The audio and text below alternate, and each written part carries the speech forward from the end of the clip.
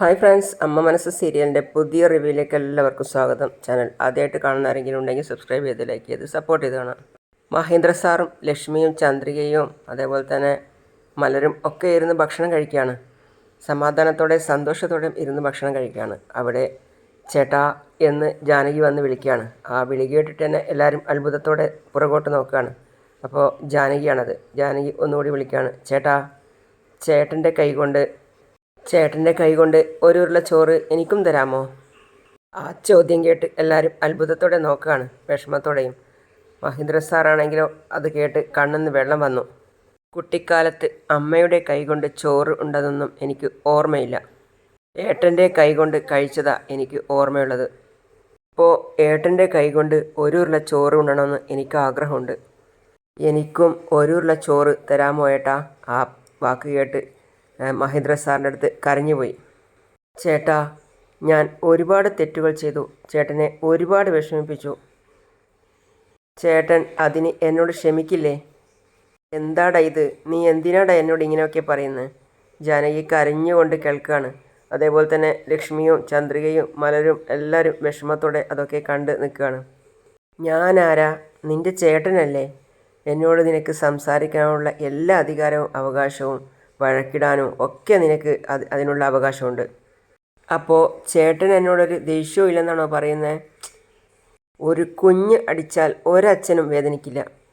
നിന്നെ ഞാൻ കുട്ടിക്കാലം മുതൽക്കേ വളർത്തിയതല്ലേ. അങ്ങനെയുള്ള നീ ദേഷ്യപ്പെട്ടാൽ എനിക്ക് വിഷമം ഉണ്ടാവുമോ? ഒരിക്കലുമില്ല. അത് കേട്ട് സന്തോഷത്തോടെ ചിരിക്കുകയാണ് ജാനകി. അതുപോലെ തന്നെ ലക്ഷ്മിയും ചന്ദ്രികയും മലരും ഒക്കെ ചിരിക്കുക. ചേട്ടാ, എൻ്റെ ഭർത്താവ് എന്നെ ദ്രോഹിച്ചിട്ട് പോയി. ജീവിക്കണ്ട എന്ന് കരുതി ജീവിതം അവസാനിപ്പിക്കാൻ പോലും ഞാൻ ശ്രമിച്ചു. പക്ഷേ ഓരോ തവണയും ഞാൻ മരിക്കണം എന്ന് ചിന്തിക്കുമ്പോൾ ഏട്ടൻ്റെ മുഖമാണ് എൻ്റെ മനസ്സിൽ വരുന്നത്. ആ സമയം ഞാൻ ആ ചിന്തയങ്ങ് ഉപേക്ഷിക്കും. അയാൾ എന്നെ തല്ലിയപ്പോൾ ചേട്ടൻ്റെ രക്തം തിളച്ച് ജാനകി എൻ്റെ അനിയത്തി മാത്രമല്ല എൻ്റെ അമ്മയെപ്പോലെയാണ് ജാനകി എനിക്ക് എന്ന് ഏട്ടൻ പറഞ്ഞില്ലേ? ആ പറഞ്ഞതിന് ശരിക്കും എനിക്ക് അർഹതയുണ്ടോ ഏട്ടാ? അതെനിക്കറിയില്ല. ഇനിയെങ്കിലും ഞാൻ അങ്ങനെ ആവാൻ ശ്രമിക്കാം എന്ന് പറഞ്ഞ് ജാനകി പൊട്ടിക്കരയാണ്. ജാനകി, കരയല്ലേ മോളെ. കരയരുത്. എൻ്റെ കൈകൊണ്ട് ഞാൻ നിനക്ക് ചോറ് വാരിത്തരാം. സമയത്തും ഒരു പാട്ടുണ്ട്, എന്നോമൽ നിധിയല്ലേ എന്നുള്ള പാട്ട്. ആ പാട്ടിൻ്റെ ഇടയിൽ കാണിക്കുന്നത് മഹേന്ദ്ര സാറ് ഓരോരുത്തർക്കും ഓരോ ഉരുള ചോറ് കൊടുത്ത് കഴിപ്പിക്കുന്നതാണ്. അതിൽ സങ്കടത്തോടെയും സന്തോഷത്തോടെയും ഓരോരുത്തർ വാങ്ങിച്ച് കഴിക്കുകയാണ്. പിന്നെ കാണിക്കുന്നത് പിറ്റേന്ന് കാലത്ത് തന്നെ സിദ്ധു എക്സസൈസ് ചെയ്യാണ്. അവിടെ എക്സസൈസ് ചെയ്യുന്നതിൻ്റെ അടുത്ത് പ്രിയ നിൽക്കുകയാണ്. പ്രിയ നിന്നിട്ട് 1 2 3 എന്ന് പറഞ്ഞ് എണ്ണിച്ച് അതിൻ്റെ ശേഷം അതുപോലെ ചെയ്യിപ്പിക്കുകയാണ്. സിദ്ധു പ്രിയ എണ്ണുന്നതിനനുസരിച്ച് ചെയ്യാണ് എക്സസൈസ്. സിദ്ധുവിൻ്റെ ഉഴപ്പ് കണ്ട് പ്രിയയ്ക്ക് ദേഷ്യം വന്നു. കറക്റ്റായിട്ട് ചെയ്യ് സിദ്ധു അങ്കിൾ. 99 100 എന്ന് പറഞ്ഞ് അത് കഴിയുന്ന സമയത്തേക്ക് ചന്ദ്രിക അവിടെ എത്തി. എന്താ സാർ, എക്സസൈസൊക്കെ ചെയ്ത് കഴിഞ്ഞോ? ഇനിയും ചെയ്ത് കഴിഞ്ഞില്ല ചന്ദ്രികെ. പിന്നെ ഡംബിൾസും മറ്റുള്ള സാധനങ്ങളും എല്ലാം ഉണ്ടായിരുന്നു. പക്ഷേ ഇപ്പോൾ റൂമിൽ അതൊന്നും കാണാനില്ല. എനിക്ക് തോന്നുന്നത് ആ സുന്ദരി അതൊക്കെ എടുത്ത് എവിടെയോ മാറ്റിവെച്ചു എന്നാ. അവർ വരുമ്പോൾ ചോദിക്കണം. ആ സാർ, വെള്ളം കുടിച്ചോളൂ. മലര് താഴെ കളിക്കുക. മോളെ വിളിച്ചായിരുന്നു. മോള് പോകുന്നോ? ശരി ആൻറ്റി, ഞാൻ പോകുന്നു. പതുക്കെ പോടും മോളെ, സിദ്ധു പറയാ. ചന്ദ്രിക പറയാ, സാർ, ഇന്നലെ രാത്രി ഞാൻ സന്തോഷമായിട്ടും സമാധാനമായിട്ടും കിടന്നുറങ്ങി. അയ്യോ, സന്തോഷമായിട്ടും സമാധാനമായിട്ടും ഉറങ്ങിയെന്നോ? എന്ത് സന്തോഷമാണ് ഇന്നലെ ഉണ്ടായത്? അച്ഛനും ജാനകി അമ്മായിയും ഇന്നലെ സംസാരിച്ചു. നീ എന്തായി പറയുന്നേ? അതെ സാർ, ജാനകി അമ്മായി ഇന്നലെ നേരിട്ട് വന്ന് അച്ഛനോട് ക്ഷമ ചോദിച്ചു. അച്ഛനും അമ്മായിയോട് ക്ഷമിച്ചു. നീ പറയുന്നത് സത്യമാണോ ചന്ദ്രികെ? സത്യമാണ് സാർ. അയ്യോ, അച്ഛൻ്റെ അമ്മായിയുടെയും പിണക്കം മാറി. അവരൊരുമിച്ച് കഴിഞ്ഞാൽ പിന്നെ നമ്മൾ രണ്ടുപേരും ഒരുമിച്ച് കഴിയുന്നത് പോലെ തന്നെയല്ലേ? ചന്ദ്രികേ എന്ന് പറഞ്ഞ് സിദ്ധു ചന്ദ്രിക എടുത്ത് പോക്കുകയാണ്. ചന്ദ്രികയെ സിദ്ധു എടുത്ത് പോക്കി വട്ടം കറക്കാണ്. സാർ, എന്താ ഇത്? ആരെങ്കിലും കാണും. ഇത്രയും വെയിറ്റ് ഉണ്ടാവുമെന്ന് ഞാൻ വിചാരിച്ചില്ല. ശരിക്കും നല്ല വെയിറ്റ് ഉണ്ട് കേട്ടോ. ഒരു ഗുണ്ടുമണിയായിട്ടുണ്ട് കേട്ടോ. എന്താന്നാ വിളിച്ചത്? ആഹാ, പോയേ സാർ, എൻ്റെ ഗുണ്ടുമണി എന്ന് വിളിച്ചു അല്ലേ? നോക്കിക്കോ, ഞാൻ പോയി എൻ്റെ അച്ഛനോട് പറഞ്ഞു കൊടുക്കും. ശരി, ഗുണ്ടുമണി പോയി പറഞ്ഞു കൊടുക്ക്. വരെ സാറിന് പാചകടി കൂടുന്നുണ്ട്. ഞാനിത് അച്ഛനോട് പറഞ്ഞു കൊടുക്കുക തന്നെ ചെയ്യും. അച്ഛല്ലേ. അപ്പോൾ തന്നെ ചന്ദ്രിക പോവുകയാണ്. അപ്പോൾ സിദ്ധു വീണ്ടും വിളിക്കുകയാണ്. ഏയ് ഗുണ്ടുമണി പതുക്കെ ഒന്ന് പോ സാർ. പിന്നെ മഹേന്ദ്ര സാർ സിറ്റൗട്ടിൽ ന്യൂസ് പേപ്പറൊക്കെ വായിച്ചുകൊണ്ടിരിക്കുകയാണ്. അപ്പോൾ അവിടെ ലക്ഷ്മി വന്നിട്ട്, ഏട്ടാ ആ ഇതാ കോഫി. ഏട്ടാ ആ ഞാനൊരു കാര്യം പറയട്ടെ. പറയൂ ലക്ഷ്മി.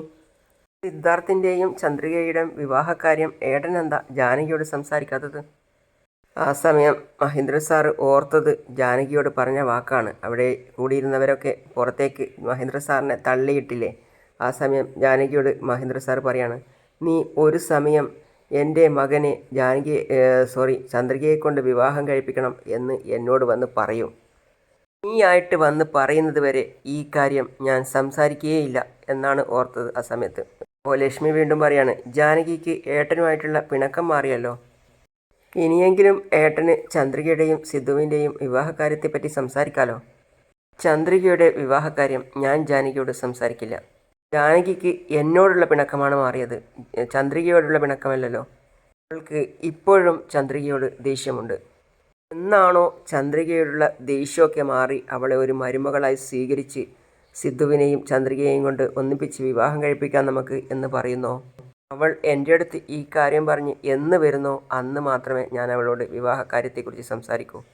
ലക്ഷ്മി ചോദിക്കുക, ജാനകിക്ക് ചന്ദ്രികയോടെന്താ ഇത്ര ദേഷ്യം? ഭാരതിയുടെ വിവാഹം മുടങ്ങിയതിന് കാരണം ചന്ദ്രികയാണെന്നാണ് ജാനകി വിചാരിച്ചിരിക്കുന്നത്. ഭാരതിയുടെ വിവാഹം മുടങ്ങിയതിന് ചന്ദ്രികയല്ല കാരണം എന്ന് തെളിയിക്കണം. ഇത് തെളിയിച്ചാൽ ഒരുപക്ഷെ ജാനകിയുടെ മനസ്സ് മാറും. മാത്രമല്ല, ജാനകി അവൾക്കൊരു വിവാഹം കഴിയാത്ത പെൺകുട്ടി വേണം മരുമകളായിട്ട് വരേണ്ടത് എന്ന് കരുതുന്നുണ്ടാവും. പക്ഷേ ചന്ദ്രിക വിവാഹം കഴിഞ്ഞ് ഒരു കുഞ്ഞുമായി ജീവിക്കുന്നവളാണ്. കുഞ്ഞിൻ്റെ അമ്മയായ സ്ത്രീയെ തൻ്റെ മകനെ കൊണ്ട് വിവാഹം കഴിപ്പിക്കാൻ ഒരമ്മയ്ക്കും ഇഷ്ടപ്പെടില്ല. താല്പര്യമില്ലായ്മ ജാനകിക്കും ഉറപ്പായിട്ടും ഉണ്ടാവും. ചന്ദ്രികയെ സിദ്ധാർത്ഥിനെ കൊണ്ട് വിവാഹം കഴിപ്പിച്ചാൽ അവർ തമ്മിൽ നല്ലതായിരിക്കും എന്ന് ജാനകിക്ക് എന്ന് തോന്നുന്നോ? അന്ന് അവളായിട്ട് വന്ന് എന്നോട് പെണ്ണ് ചോദിച്ചാൽ ഞാൻ ഉറപ്പായും വിവാഹം നടത്തി കൊടുക്കും. അങ്ങനെയല്ലെങ്കിൽ അവൾ പെണ്ണ് ചോദിക്കുന്നത് വരെ ഞാൻ കാത്തിരിക്കും. ഏട്ടൻ പറയുന്നത് കേൾക്കുമ്പോൾ എനിക്ക് തല ചുറ്റുന്നത് പോലെ തോന്നുന്നു. ചന്ദ്രികയ്ക്ക് ഒരു കുഞ്ഞുള്ളത് കൊണ്ട് ജാനകി അവളെ മരുമകളായിട്ട് സ്വീകരിക്കില്ലെന്നാണോ? സാക്ഷാൽ ഭഗവാന് മാത്രമേ അറിയൂ. നമ്മൾ ഇതിനെക്കുറിച്ച് സംസാരിച്ചിട്ട് ഒരു പ്രയോജനവുമില്ല. ദൈവം തന്നെ ജാനകിക്ക് ശരിയായ ബുദ്ധി കൊടുക്കട്ടെ. അതുവരെ നമ്മുടെ മുന്നിൽ മറ്റൊരു മാർഗവും ഇല്ല. എന്നെ കാണിക്കുന്നത് മേഘയാണ്. മേഘയുടെ ക്യാബിനിൽ ഇരുന്നിട്ട് എന്തൊക്കെയോ ചെയ്യാണ്. അവിടെ വാസു വന്ന് വിളിക്കുകയാണ്, മേഘ വാ അമ്മ ഇരിക്ക് അമ്മ അന്ന് അമ്മായിയോട് സംസാരിക്കാൻ പോയില്ലേ, എന്തായി അമ്മ? അതെന്തിനാ ചോദിക്കുന്നത്? ഞാൻ പ്രതീക്ഷിച്ച് പോയത് വേറൊന്ന്, അവിടെ നടന്നത് വേറൊന്ന്. അങ്ങനെ എന്താ അമ്മ നടന്നത്? അവിടെ ഉണ്ടായ സംഭവങ്ങളെല്ലാം മേഘയോട് വിശദീകരിച്ച് പറയാണ് വാസു. മേഘ എല്ലാം കേട്ട് നിൽക്കുക. ഒടുവിൽ പരക്കെ അടിയുണ്ടായതും ഒക്കെ പറയാണ്. വാസുവിനെ അടിച്ച് പുറത്തേക്ക് തള്ളിയിട്ട കാര്യം പറഞ്ഞു. അപ്പോൾ മേഘ പറയാണ്, അല്ല അമ്മ, ഇങ്ങനെയൊക്കെ സംഭവിച്ചിട്ട് എന്നോടെന്താ ഒന്നും പറയാതിരുന്നത്? വലിയ അപമാനമായി മേഘ.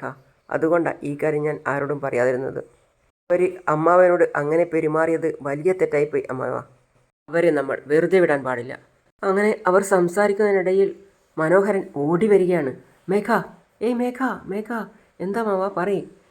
മേഘ, അന്ന് പ്രശ്നം ഉണ്ടാക്കിയവരൊക്കെ നമ്മുടെ ഓഫീസിലേക്ക് എല്ലാവരും വരികയാണ് മേഘ. ആരാ അമ്മാവ? അന്ന് പത്രത്തിൽ ഒപ്പിട്ട് വാങ്ങിയില്ലേ, അവരാ മേഘ. അതിന് നമ്മൾ അവരോട് സമയം ചോദിച്ചിരുന്നല്ലോ അമ്മാവ.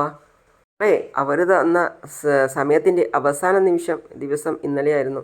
അതുകൊണ്ടാണ് അവർ വന്നത്. ഇനിയിപ്പോൾ നമ്മൾ എന്താ ചെയ്യാൻ പോകുന്നത്? അതാ മേഘ എനിക്കും അറിയാത്തത്. അവരെ നമുക്ക് എന്തെങ്കിലുമൊക്കെ പറഞ്ഞ് സമാധാനിപ്പിക്കാം. നീ പേടിക്കണ്ട മേഘ, സംസാരിച്ച് സമയം വാങ്ങിക്കുക. അപ്പോഴേക്കും അവർ അകത്തേക്ക് വന്നിരുന്നു. മേഘയൊക്കെ എഴുന്നേരുതെന്ന് പറയാണ്. വരൂ, അകത്തേക്ക് വരൂ സാർ. എന്താ മേഘ, ഞങ്ങൾക്ക് സെറ്റിൽ ചെയ്യാനുള്ള എമൗണ്ട് നിങ്ങൾ റെഡിയാക്കിയോ? മേഘ ഒന്നും പറയാതെ നിൽക്കുകയാണ് വിഷമത്തോടെ. അപ്പോൾ അവർ വീണ്ടും പറയാണ്, മറുപടി പറയൂ മേഘ. ഞങ്ങൾ ഒരുപാട് പേരോട് ചോദിച്ചു, പക്ഷേ ആരും ഞങ്ങളെ ഹെൽപ്പ് ചെയ്തില്ല. ഞങ്ങൾക്ക് കുറച്ചുകൂടി സമയം വേണം. ഞങ്ങൾക്ക് കുറച്ച് ദിവസം കൂടി തരുമോ സാർ? ഒരുപാട് പുതിയ പ്രോജക്ട്സ് ഞങ്ങൾക്ക് വന്നിട്ടുണ്ട്. ഇതിലൂടെ ഇൻകം കിട്ടും. അതിൽ നിന്നും കുറച്ചായിട്ട് നിങ്ങളുടെ കടം തീർക്കാം സാർ. ഇതിൽ കൂടുതൽ സമയം തരാൻ ഞങ്ങൾക്ക് കഴിയില്ല. അങ്ങനെ ചെയ്താൽ ഞങ്ങളും വലിയ പ്രശ്നത്തിലായി മാറും. ആദ്യം നിങ്ങൾ പണം സെറ്റിൽ ചെയ്യ്. ഇല്ലെങ്കിൽ ഈ ഓഫീസ് ഞങ്ങൾക്ക് ഹാൻഡ് ഓവർ ചെയ്യും. ഞങ്ങൾ ഈ ഓഫീസ് വിറ്റിട്ട് ഞങ്ങൾക്ക് ആവശ്യമുള്ള പണം ഞങ്ങൾ എടുത്തോളാം. അത് കേട്ട് മേഘ ഞെട്ടാണ്. അപ്പോൾ വാസു പറയാണ്, അയ്യോ സാർ, എന്താ സാർ ഇത്? ബിസിനസ് ആയാൽ എല്ലാവരും കടം വാങ്ങാൻ ചെയ്യും. മേഘ അവരോട് ചോദിക്കുകയാണ്, അതിനുവേണ്ടി ഓഫീസിന് വിലപേശുന്നതൊക്കെ ശരിയാണെന്ന് നിങ്ങൾക്ക് തോന്നുന്നുണ്ടോ? ഈ റൂൾസ് ഒന്നും ഞങ്ങളോട് പറയണ്ട. ഞങ്ങൾക്ക് തരാനുള്ള ക്യാഷ് നിങ്ങൾ തന്നിരുന്നെങ്കിൽ ഞങ്ങൾക്ക് ഇതിൻ്റെ ഒന്നും ആവശ്യമില്ല. പ്ലീസ് സാർ, ഞങ്ങൾക്ക് കുറച്ചുകൂടി സമയം തരണം. സമയവും തരാൻ കഴിയില്ല. നിങ്ങൾ ഓൾറെഡി ഡോക്യുമെൻറ്റ്സിൽ സൈൻ ചെയ്ത് കഴിഞ്ഞതാണ്. അതുകൊണ്ട് നിങ്ങൾ ഓഫീസിൽ നിന്നും ഒഴിഞ്ഞു തരണം. എന്താ സാർ ഇത്? ചില പലിശക്കാരെ പോലെയൊക്കെ സംസാരിക്കുന്നത്? കോർപ്പറേറ്റ് ഓഫീസിൽ വന്ന് ഇങ്ങനെയൊക്കെയാണോ സംസാരിക്കുന്നത്? സാർ, മേഘ സമയം ചോദിച്ചത് കേട്ടില്ല സാർ. വാസു ചോദിക്കുക, ഒരു 6 മാസം സമയം കൊടുത്താൽ മതി. 6 മാസമല്ല, 6 വർഷമായാലും നിങ്ങളെക്കൊണ്ട് പേയ്മെൻറ്റ് സെറ്റിൽ ചെയ്യാൻ കഴിയില്ല സാർ. അതുകൊണ്ട് നിങ്ങൾ ഇപ്പം തന്നെ ഈ ഓഫീസ് ഒഴിഞ്ഞു തരണം. സാർ, ഞങ്ങൾക്ക് ഓഫീസ് ഒഴിഞ്ഞു തരാനൊന്നും പറ്റില്ല സാർ. നിങ്ങളെന്താ റൗഡിസം കാണിക്കാണോ? ഞങ്ങളുടെ ഓഫീസിൽ കടന്നു കയറി ഞങ്ങളുടെ ഫോഴ്സിനെ പുറത്താക്കുന്നത് ഇത്ര വലിയ ഒഫൻസ് ആണെന്നറിയോ? ഇനിയും ഞങ്ങളെ നിർബന്ധിച്ചാൽ ഞാൻ പോലീസിൽ കംപ്ലൈൻറ്റ് ചെയ്യും. നിങ്ങൾ കംപ്ലൈൻറ്റ് ചെയ്യണമെങ്കിൽ കംപ്ലൈൻറ്റ് ചെയ്തോ. പക്ഷേ നമ്മൾ പറഞ്ഞ സമയത്ത് നിങ്ങൾ പണം സെറ്റിൽ ചെയ്തില്ലല്ലോ. അതുകൊണ്ട് തന്നെ ആദ്യം നിങ്ങൾ പുറത്തിറങ്ങണം. തന്നെയായിട്ട് പറഞ്ഞാൽ നിങ്ങൾ കേൾക്കില്ല അല്ലേ? ഞാനിപ്പോൾ വരാം. സാർ, നമുക്ക് സംസാരിക്കാം സാർ. മനോഹരൻ പറയാണ്. ഇല്ല, നിങ്ങൾക്ക് മനസ്സിലായില്ലേ ഇത്രയും സമയം പറഞ്ഞത്? സാർ, ഓഫീസിൽ നിന്നും ഇറങ്ങിത്തരാൻ പറഞ്ഞിട്ട് ഇറങ്ങിത്തരുന്നില്ല സാർ. അവർ വെറുതെ പ്രശ്നം ഉണ്ടാക്കുക. മേഡം വരൂ, മേഡം വരൂ, പുറത്തേക്ക് വരൂ എന്ന് പറഞ്ഞ് മേഘ മേഡത്തിൻ്റെ കൈപിടിച്ച് പുറത്തേക്ക് കൊണ്ടുപോവാണ്. അതുപോലെ തന്നെ വാസുവിൻ്റെയും മനോഹരൻ്റെയും ഒക്കെ കൈപിടിച്ച് പുറത്തേക്ക് ഇറക്കുകയാണ്. അപ്പോൾ മേഘ ചോദിക്കുകയാണ്, ഏയ് എന്തിനാണ് എൻ്റെ കയ്യിൽ കയറി പിടിച്ചത്? കയ്യിൽ പിടിച്ചു വലിക്കുന്നത്?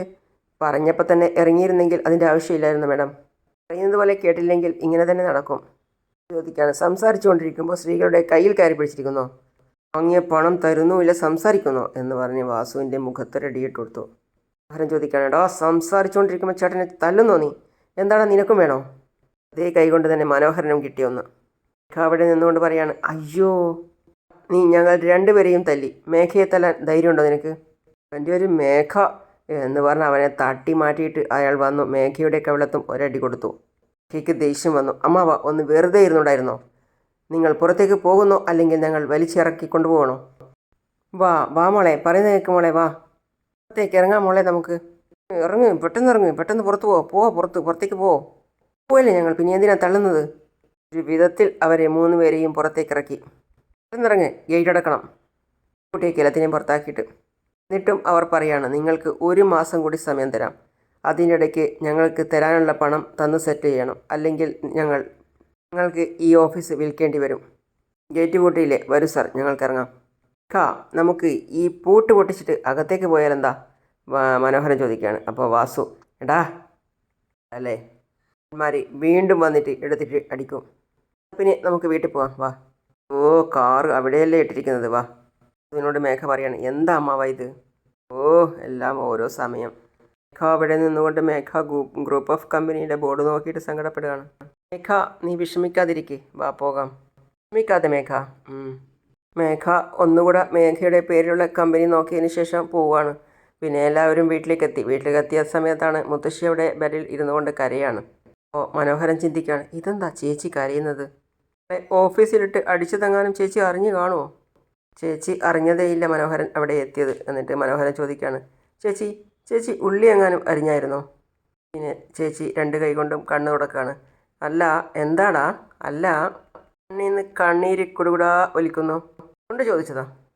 എന്താടാ, ഉള്ളി അരിഞ്ഞാൽ മാത്രമേ കണ്ണിന്ന് വെള്ളം വരുള്ളൂ? എൻ്റെ അവസ്ഥ ആലോചിച്ച ഞാൻ കരയുന്നത്. ആ വീട്ടിൽ മഹാറാണിയെ പോലെ കഴിഞ്ഞിരുന്ന എന്നെ ഇങ്ങനെ ഒരു കുടിലിൽ കൊണ്ടുവന്ന് ഇരുത്തിയല്ലോടാ. നിങ്ങളെ 2 പേരെയും വിശ്വസിച്ചതിന് എനിക്ക് ഇതും കിട്ടണം, ഇതിലപ്പുറവും കിട്ടണം. ചേച്ചി, ജീവിതമാകുമ്പോൾ ഉയർച്ചയും താഴ്ചയും ഒക്കെ ഉണ്ടാവും. ഓ, ഒരു കാലത്ത് നമ്മൾ ഉയരത്തിലായിരുന്നു, ഇപ്പോൾ താഴത്തായി. കഴിയുമ്പോൾ വീണ്ടും ഉയരത്തിലെത്തും. ശശിക്ക് ദേഷ്യം വരികയാണ്. നിൻ്റെ മോന്തക്കിട്ട് ഒന്ന് തന്നാലുണ്ടല്ലോ, ഇടാതെ പോടാ ഇറങ്ങി. ഒരു 5 ഡയലോഗ് പോലും പറയാൻ സമ്മതിക്കില്ല. നന്നായിട്ടൊക്കെ തന്നെയായിരുന്നു ഇരുന്നത്. നീ എന്നാണോ ആ വീട്ടിലേക്ക് വന്നത്, ഇന്ന് തൊട്ട് നിന്നെപ്പോലെ തന്നെ അവളുമായി. കൂടെയുള്ളവർ നന്നായാലല്ലേ നമ്മൾ നന്നാവൂ. അത് തന്നെ ഞാനും പറയുന്നത്. മേഘയ്ക്ക് നല്ലൊരു കൂട്ടില്ല. ചേച്ചിയെപ്പോലുള്ളവരൊക്കെ ബന്ധുക്കളായിട്ട് ഉള്ളത് കൊണ്ടാ അവളും ഇങ്ങനെയായത്. നീ ഇതിലപ്പുറം പറയടാ, അനിയനല്ലേ. ജയിലിൽ കിടന്ന് കഷ്ടപ്പെടുന്നല്ലോ എന്ന് കരുതി നിന്നെ ജാമ്യത്തിൽ ഇറക്കിക്കൊണ്ടു വന്നില്ലേ. ഇനി നീ ഇതും പറയും, ഇതിനപ്പുറം പറയും. അപ്പോഴാണ് മേഘ ദേഷ്യത്തോടെയും അരിശത്തോടെയും കയറി അകത്തേക്ക് വരുന്നത്. മേഘ, മേഘ, മേഘ, എന്താ മോളെ ഇത്ര ദേഷ്യത്തിൽ വരുന്നേ? എന്തെങ്കിലും പ്രശ്നമുണ്ടോ? സത്യമായിട്ടും വല്ല ആറ്റിലോ കുളത്തിലോ ചാടി ചാവാനാ തോന്നുന്നത് മുത്തശ്ശി. എന്താടി മോളെ നീ ഇങ്ങനെയൊക്കെ പറയുന്നേ? എന്താ നടന്നത് എന്നൊന്ന് പറ. ഇനി എന്താ നടക്കേണ്ടത്? എനിക്ക് ഓഫീസ് മാത്രമേ സ്വന്തമായിട്ടുണ്ടായിരുന്നുള്ളൂ. അതും കൂടി കടക്കാരി എൻ്റെ കയ്യിൽ നിന്നും തട്ടിയെടുത്തിട്ട് ഓഫീസിൽ നിന്നും എന്നെ ഇറക്കി വിട്ടു. അതും കൂടി കേട്ടപ്പോൾ മുത്തശ്ശി വിളിച്ചു നിന്നുപോയി. അങ്ങനെയാണ് ഇന്നത്തെ ഭാഗം അവസാനിക്കുന്നത്. അടുത്തതായി കാണിക്കുന്നത് ചന്ദ്രിക വണ്ടിയൊക്കെ എടുത്ത് ഹെൽമെറ്റൊക്കെ എടുത്ത് ഇട്ട് പോവുകയാണ്. അപ്പോൾ പോകുന്ന വഴിയിൽ ഒരാളെ കണ്ടു. എന്നിട്ട് ചന്ദ്രിക വണ്ടി അവിടെ സ്റ്റോപ്പ് ചെയ്തിട്ട് അവൾ ചിന്തിക്കുകയാണ്, ഇയാളെ എവിടെയോ വെച്ച് കണ്ട ഓർമ്മയുണ്ടല്ലോ. ഇയാളല്ലേ മേഘയുടെ കയ്യിൽ നിന്നും കാശ് വാങ്ങി ചതിച്ചത്? റിയൽ എസ്റ്റേറ്റ് മാഫിയയിൽപ്പെട്ട ഒരാൾ. ചന്ദ്രിക അയാളെപ്പറ്റി അറിയാൻ വേണ്ടി കുറച്ചുകൂടെ മുന്നോട്ട് പോവുകയാണ്. അപ്പോൾ ആ സമയത്താണ് കാണുന്നത് അവരുടെ ഗ്യാങ്, അതായത് അവരുടെ ഗ്യാങ് തന്നെ ആ പരിസരത്തുണ്ട്. അവരൊക്കെ വെള്ളടിയും മറ്റും ആയിട്ട് അവിടെ തന്നെ കഴിയാണ്. ഒരല്പനേരം ചന്ദ്രിക അവരുടെ പരിപാടി തന്നെ നോക്കി നിൽക്കുകയാണ്. അങ്ങനെയാണ് ഇന്നത്തെ ഭാഗം അവസാനിക്കുന്നത്. അടുത്ത പുതിയ വിശേഷമായിട്ട് വീണ്ടും വരാം. അതുവരേക്കും സീ യു ഓൾ.